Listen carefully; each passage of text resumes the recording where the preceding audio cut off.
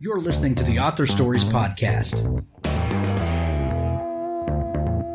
bringing you the story behind the stories and the storytellers. Margaret White, Terry Brooks, Sheena Kamal, Matthew Quick, JT Ellison, Walt D. Williams, Brad Thor, Corey, Dr. O, Brandon Sanders, Robin Mom, Ernest Klein, Jim Butcher, Sherwin Harris. Visit hankgarner.com for archives of all the shows. Today's guest is... Well, thanks for joining me again for the Author Stories Podcast, where I bring you the story behind the stories and the storytellers. Today, I'm super excited to have Juliet Blackwell on the show with me. She has an amazing new book. It's called The Paris Showroom, and I just love this book so much. I know that you guys will too. This is a must-have for your 2022 reading list, so be sure to go grab it today. It's on sale today when you're hearing this, so go visit your local bookstore or use the Amazon links that we're going to provide in the show notes. However you like to buy books, we're going to make it easy for you to do so. Welcome to the show, Juliet. Well, thank you, Hank. It's so nice to be here. I'm excited to have you. Juliet, we begin each show with the same question, and we have to get that out of the way before we can get into all the great stuff we're going to talk about today. But that question is, what is your first memory of wanting to be a writer or storyteller? That's always a good question. I think my first memory is probably from as young as I can remember. I've always been in love with books, like a lot of us have. So I think as a child, I always thought, maybe I could do that. And I actually had one aunt who was a writer her whole life, and she only published one book, but she was always invested in it and made it seem very possible for me. So I used to write my own little stories. You know the saying about if you don't see the story you want, you should write it yourself. I think I took that very much to heart at a very young age. I love that. Yeah, it's so crazy, but that's a concept that it takes so many people so long to understand. If you don't see the book you want, go make it yourself. And for a lot of people, when they realize that, it's like a light goes off. Oh, I can just do that. That's a thing that you can do. You don't have to be given permission to do that. Yes, exactly. It's so funny. I mean, that's one thing I love about writing, right? It was like a lot of people, I had other jobs, and I sort of started writing in my spare time, and it becomes this just wonderful to allow your imagination to just go and enjoy yourself. It was so joyous, the first book I wrote. It was really, really fun. You mentioned your aunt who was a writer. Did she give you encouragement, or was it just kind of encouragement by proxy, by kind of being around, that just kind of kept you motivated and fired up? Or did she read things that you had written and give you feedback or anything like that? No, we didn't live close by. I think it was Gotcha. mostly by proxy. My mother was the youngest of 11. So, wow. And her family, almost all of them were very invested in books one way or the other. Another aunt was librarian at Rice University for many, many years. One of the head librarians there. And just, there was a lot of love for books in the family, and just knowing that, and knowing that my aunt was a writer, it was just, I think it just made it possible in a way that, if you're raised by a tennis star, you might well try tennis. It might seem like something you can do, and I think you're right that just making it doable is a really big part of writing. There's something about joining the family business too, that, Exactly. that there's someone who does this, and them personally, so that it can be done. Yes, exactly. That's an amazing gift. For a lot of people, the journey to becoming a writer, a lot of times is a bit of a circuitous route. We've done over 1,200 episodes of this show, and out of that 1,200, I'm talking about just a small handful of people that I've met and talked to have known that this was their life path and had a singular focus that they were going to focus on being a writer, and everything in life had to inform that decision. Most other people, get busy, paying bills, raising a family, maybe just other life responsibilities, and then one day that writing thing comes, knocking again, and you find a way to get into it. What was that experience like for you? Yeah, no, I was definitely in the circuitous route camp. I loved books, and I also loved painting and drawing. And I was raised by a lovely man, my father, who still lives with me, as a matter of fact, who was very military man, very straightforward. You have to get a job that will pay, and in his mind, writing and painting were not jobs that would pay. So I think I was raised by the same man. Yeah. Right. And, great dad, but very practical. So I never took art classes. I never took creative writing classes. I always focused on other things. But then I wound up, of course, pursuing other professions that would not pay me decently. I studied anthropology and then social work. And then I set up my own art business doing faux finishes and murals back in the day. And so I didn't write my full manuscript until I was in my late 30s. Wow. Yeah, it took me a while. So studying sociology and anthropology, you're literally, that's the study of humans and yes. and how we group ourselves societally.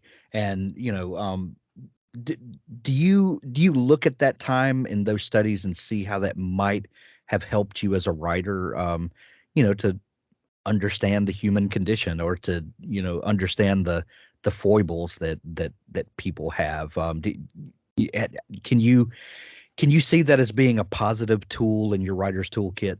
Oh, very much so. Very much so. In fact, I'm always surprised at how many authors I've met who studied anthropology. I think it's a very common thread to find. Yeah, it seems like it. I think it's the same sort of motivations that most authors are very observant and really enjoy. It's not just understanding human behavior. I think it's finding it fascinating.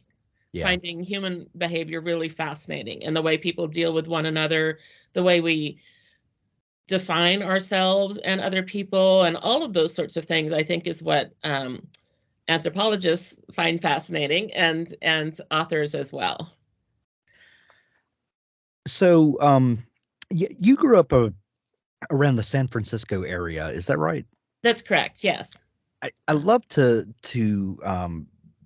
kind of discover where people are from, and then try to see the connections that have been made in their writing, that maybe this sense of place may inform the things that come out of them. Do you feel that being from that area has any influence on the stories that you tell, and maybe the way you see the world? I do. The Bay Area is definitely a bit of a bubble. I think it's sort of famous for being politically very progressive. It's a very, very diverse area. Hard to grow up around here and not be familiar with lots of different cultures, lots of different languages. Where I live right now in Oakland, I walk around Lake Merritt and I'll hear 4 or 5 different languages, and there'll be people doing Tai Chi on one hand, and other people doing drumming on another hand, and you just see so much of that, and so many people coming together and interacting, that it's interesting to me, because I have 2 mystery series that are based in San Francisco, and I've had letters from readers where they'll ask about, well, it seems a little, your books seem a little, how would they put it? Sort of like as if I were self-consciously trying to bring in every culture in the world. and I say, that's just the life That's just the way it is. For me, it is. Yeah. I see lots of different cultures, lots of people from different walks of life, lots of different gender identities and sexualities and all sorts of things that people are I think in general feel comfortable to express in this area. So so I really enjoy that, and I think of myself as being pretty open-minded, and I think that comes from growing up in this area, I would say. Now, Juliet, looking at your back catalog, you mentioned the mystery series that you write, and I believe there's 3 mystery series: the witchcraft mysteries, the haunted home renovation mysteries, and art lovers mysteries. That's right. And then you do more mainstream fiction. I think you even have it labeled on your website as mainstream fiction. I do.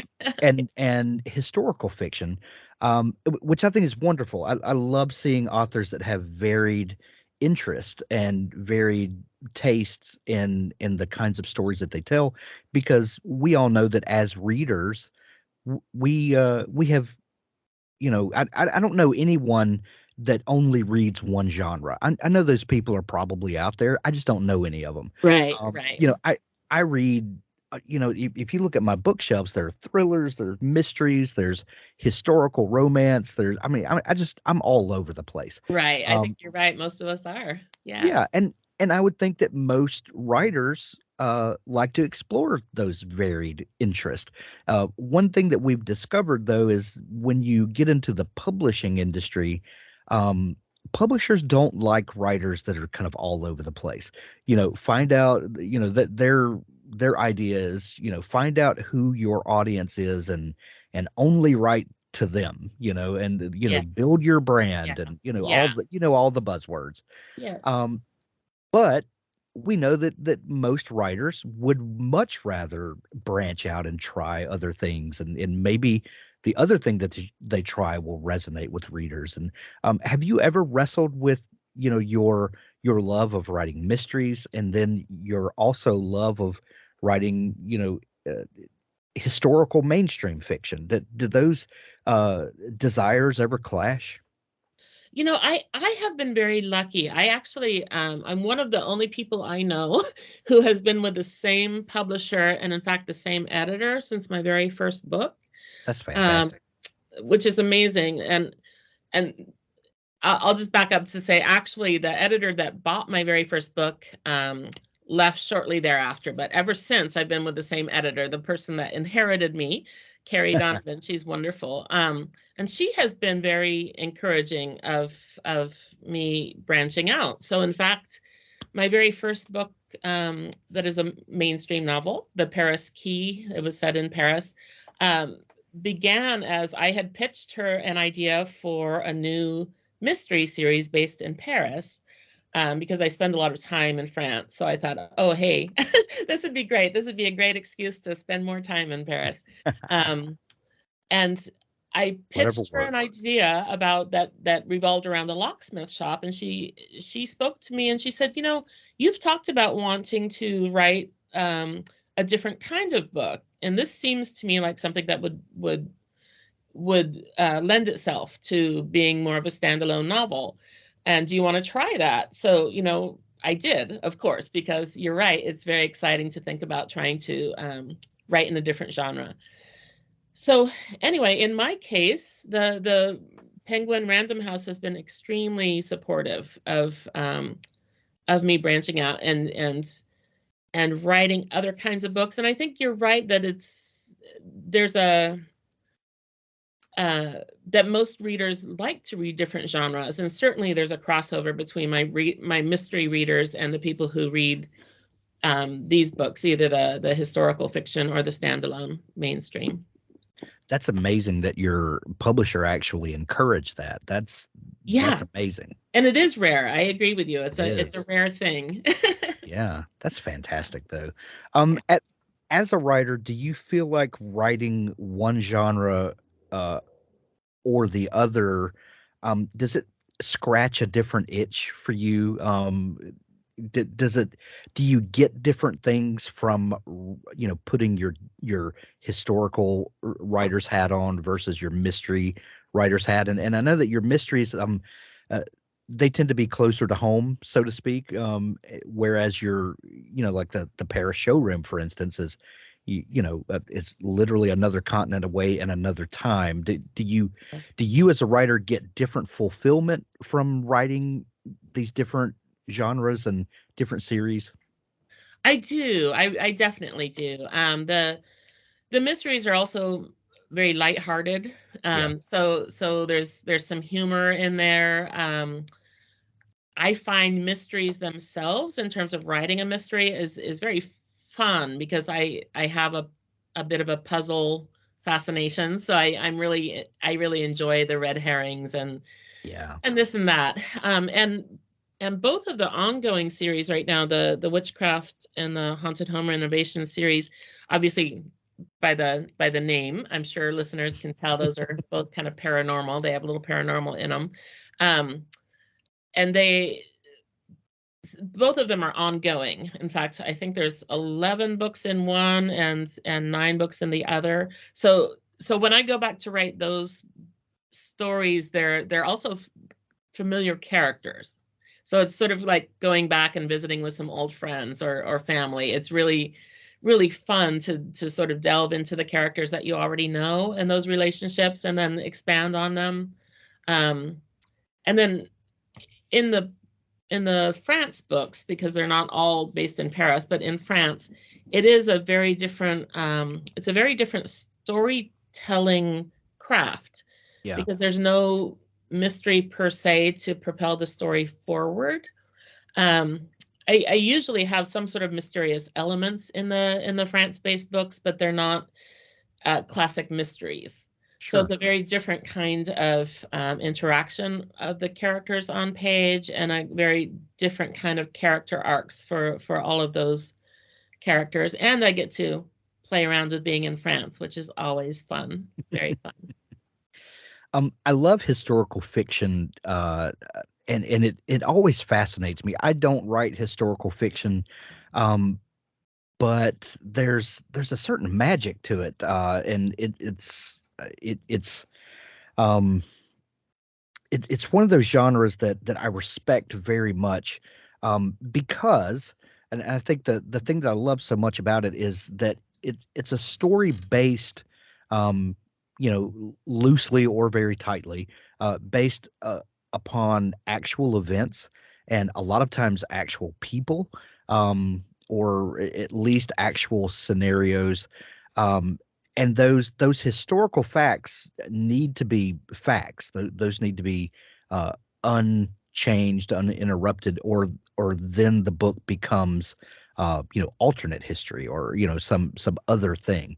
Right. But then you weave a story that is plausible. We don't know that these things happened or not, but they definitely could. And then they add texture to the actual historical events that in some weird way helps us to understand history better. And it's so weird that a made up fictional story could actually help you understand the actual events better. Have you ever given much thought to the crazy magic that happens around historical fiction? Yeah, no, I think that's very well put. I think for me, what's fascinating about historical fiction is that I do love history, but like a lot of us, I did not enjoy how many of us learned about history. Oh, the way history is taught is atrocious in a lot of. Yeah. And the last thing that I want to write is yet another textbook. Right. I love the sensory details of living in that era. Like how did people eat? How did they wash? How did they, all of the basic stuff. How did things move along at the time? And so, yeah, historical fiction takes an incredible amount of research. It's just stunning to me how much research it takes for every little thing. I remember at one point in the Paris Showroom, one of the characters is going to dye her hair, and then I went off on down this whole rabbit hole about whether they had hair dye and whether it was available, and what would have been used to replace hair dye. And, it's that sort of thing that'll take you 2-3 days to figure out. And it becomes, one very brief scene in the book. I love those little details that, almost seem like throwaway things to readers. And you're like, but you have no idea what went into that page. Exactly. Isn't that funny? It's just, It is. it's amazing. But I'm lucky. I have one superpower, which is that I have a sister who's a professor of history at Old Dominion University in Virginia. So she definitely, she reads over my stuff and makes sure that I'm not making any huge historical gaffes, and gives me a lot of and access, as a matter of fact, to, I think a lot of us think that everything's available on modern search engines, but in fact, historians have access to all sorts of in-depth information that is either very hard or impossible to find for the rest of us lay people. So she's very helpful that way. Juliet, does it ever become, do you ever get lost in the weeds of those details, especially when you're in the editing phase? Like, you spent 3 days researching hair dye, and as a writer, you probably want to, put all of these details that you learned about it into the story. But then when you're editing, you have to determine which points are the actual pertinent ones, and, how do you weave this detail into the story but still make it engaging for the reader. And one example I'm thinking of is who's the guy that wrote the Notebook? Nicholas Sparks. Oh yeah. He had a memoir that he wrote, something. He and his brother went on a world tour kind of thing, and the book is a mixture of him reminiscing on writing certain things and spending time with his brother.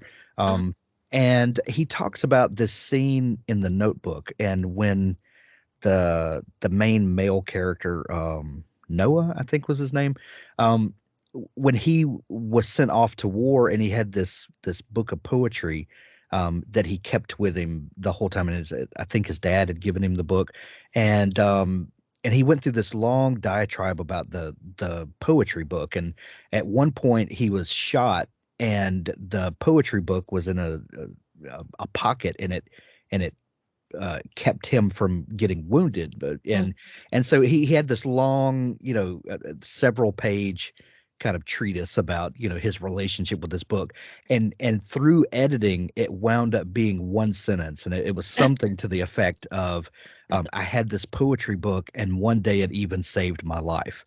And all of that gets condensed down and down and down, and until one day you write a memoir to prove to people what the plans that you had for this scene. How do you feel about, when you're kind of digging up these historical facts, how much is really necessary for the story, and how much is just you geeking out about this thing that you discovered? I think that was a long question, I know. No, it's an excellent question, because it's an excellent point. I think that we've all perhaps had favorite authors who, when we read their 10th best-selling novel, it's maybe 2-3 times as long as their first. Right. Because those of us who love the novelist are willing to wade through all of that. Sure. But most readers aren't. And I do rely a lot. I love getting edited. I know a lot of authors don't like to get edited, but I love getting edited, because I really want to have a pair of well-trained professional eyes reading my stuff and saying, this is all really interesting, but you don't need it, and we need to get rid of this, or we need to condense it down. And it can be very painful, but I think ultimately, and sometimes I rail against it when I first read the comments, but ultimately about 90% of the time I agree. Because we don't want to be writing textbooks. We don't want to be writing a lot of exposition about this and that that doesn't move the story along. So I think we always have to think about how much does this relate to the actual story that we're trying to tell, and we don't want to lose anybody by waxing on too long about hair dye. Yeah, right. Or anything else for that matter. Right, right. I would think that a lot of historical fiction probably begins with a great historical fact that you stumble upon, and then from kind of thinking about what the implications of that fact are, a story kind of springs up around it. Is that the way the Paris Showroom was for you? Yes, as a matter of fact, this book more than a lot that I've written came from just an offhand comment. One time when we were in France, a friend happened to mention that, oh, did you know that there were Nazi prison camps in Paris? And I said, no, I didn't know that. And then I asked around, and none of the other Parisians we were with had ever heard of this.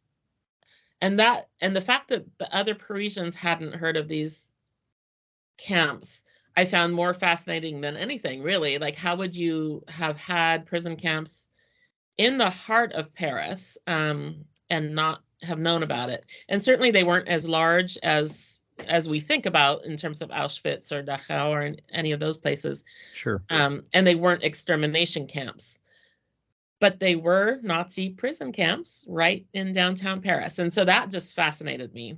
And that sent me down that research hole of, and there is research done on it, but not that much. And it turns out that the survivors of these camps in general, and I think I mentioned it in the afterword in the book, in general, the survivors of these camps, when the truth came out about the really awful extermination camps, the survivors of the Paris camps, I think, felt a strange kind of survivor's guilt and felt that their experiences were not anywhere near the experiences of those in the other camps. So they didn't speak much about it, and it just wasn't talked about much. So yeah, it's to me that was really fascinating. So yes, it sent me down that hole, of course, of what these camps were, what life was like. And then in the book, in the Paris Showroom, of course, I have a woman who was arrested basically for her father's political beliefs. And then her daughter, who is living a very different kind of life and with grandparents who are working with the Nazis. So I have the two experiences of occupied Paris. So this should go without saying, but any sort of prison camp is wrong and is awful. But I can, as you started saying that, I could envision this weird sort of survivor's guilt that had to go along with knowing that other people had it so much worse, even though what you went through was not ideal and at all. But other people were literally being tortured. Yeah. That has to be such a I can't even think of a word for that, what that had to be like. So you start thinking about the implications of what this would mean. Then how did the story start? How did characters start forming around this story? I very much wanted to write this story, but I'm not Jewish. So I certainly didn't want to write it from the perspective of a Jewish protagonist. Sure. But of course, as we all know, the Nazis didn't only arrest Jewish people. They arrested a lot of people that they didn't like. So I actually took it in part as an opportunity to learn more about Judaism, which I found really fascinating. But so when I was beginning to write the book, the character, let me back up and say Sarah Ginsberger is the name of a researcher historian who wrote 2 books about this subject, about the Nazi prison camps in Paris. And so I read through her stuff, and it's fascinating because she was able to interview some of the survivors. And from that, I started to develop the idea of if somebody were in these camps who was not Jewish, how would she experience the the Nazi occupation and the fact that she's being held in this prison camp, and what would that mean. So a lot of it came from Sarah Gensberger's work, and the interviews that she did, because it was they give you a sense of how kind of absurd and strange this life was, to be living not only in downtown Paris but in a department store. And they were kept in the attic of this department store in the 10th arrondissement of Paris, so it was right downtown, and just how absurd and strange that whole life was. And that's how the first character started coming to me. So when you start casting the story with different characters, if you will, how do you start developing the plot? Are you a plotter or a pantser? These two camps that we love to put writers in. Yes. Do you fall firmly into one camp or another, or are you like a lot of people and kind of have one foot planted in each side? I used to be very firmly a pantser, and then I developed what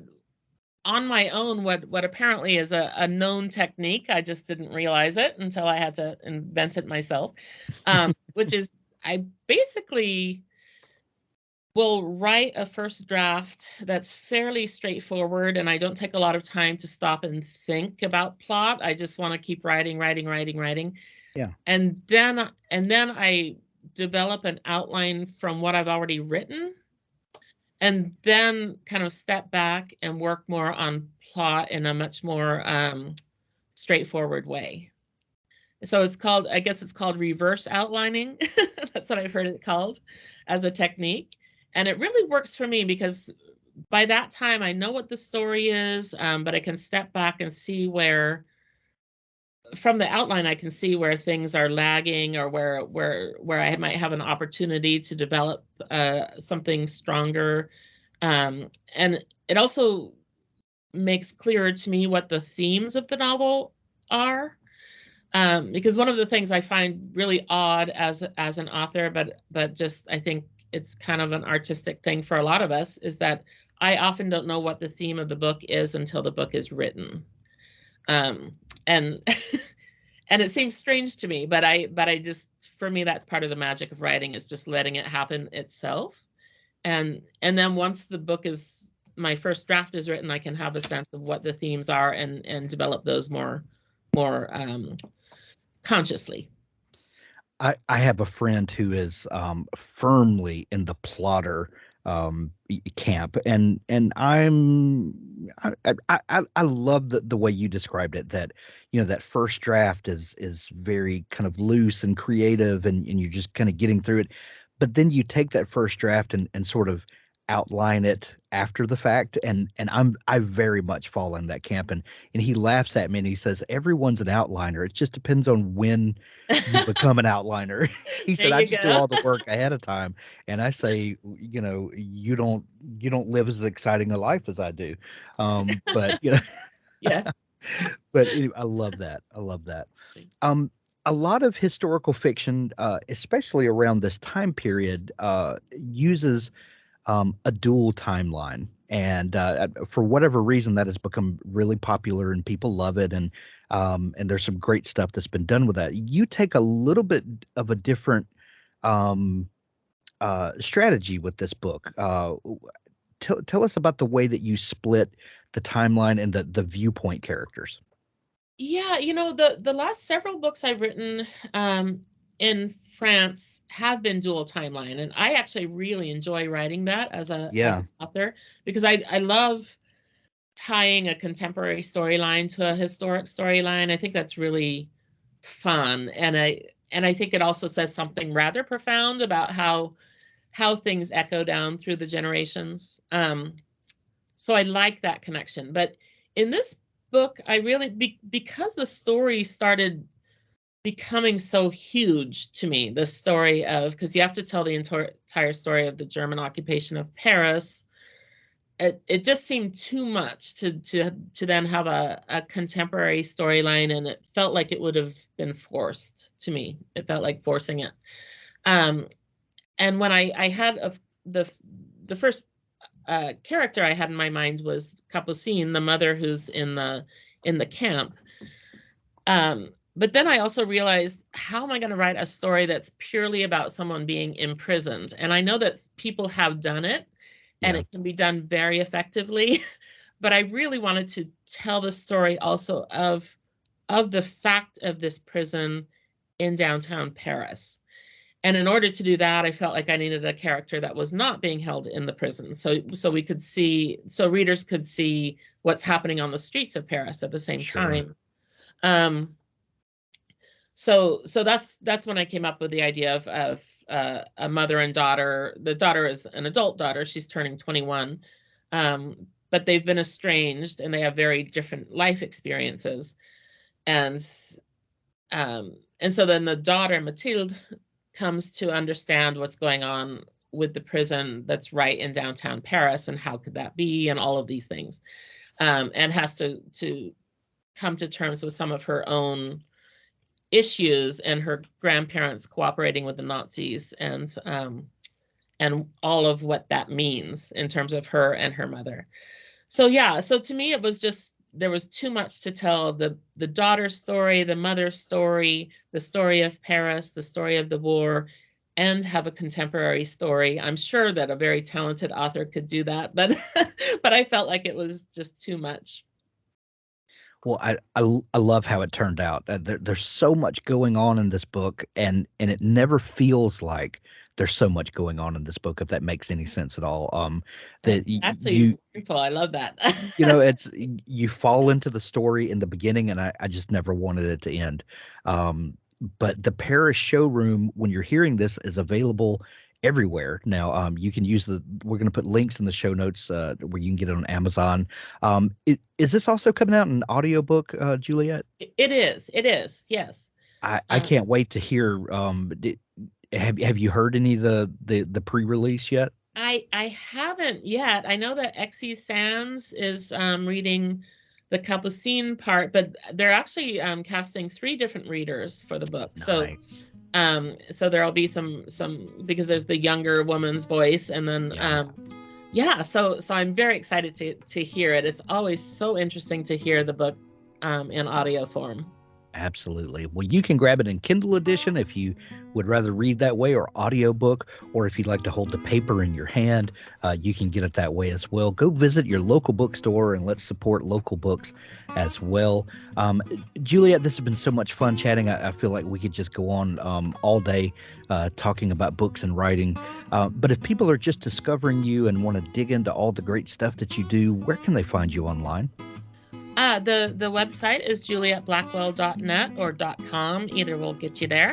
I'm also on Twitter, Facebook, and Instagram as Juliet Blackwell Author. And you've got handy links on the side of your website where they can click over to any of your social media as well, right? Yes, definitely. Yeah. And they can sign up for a newsletter. I don't send out a newsletter very often, but if they'd like to, they can do that as well. Fantastic. We're going to link up all that stuff in the show notes to make it easy for folks to find you. Juliet, thank you so much for taking time to come on the show. Thank you, Hank. You know what? You have amazing questions. It's not easy to be an interviewer, and I really appreciate your questions. They're very thoughtful and thorough, and this was so much fun. Thank you so much.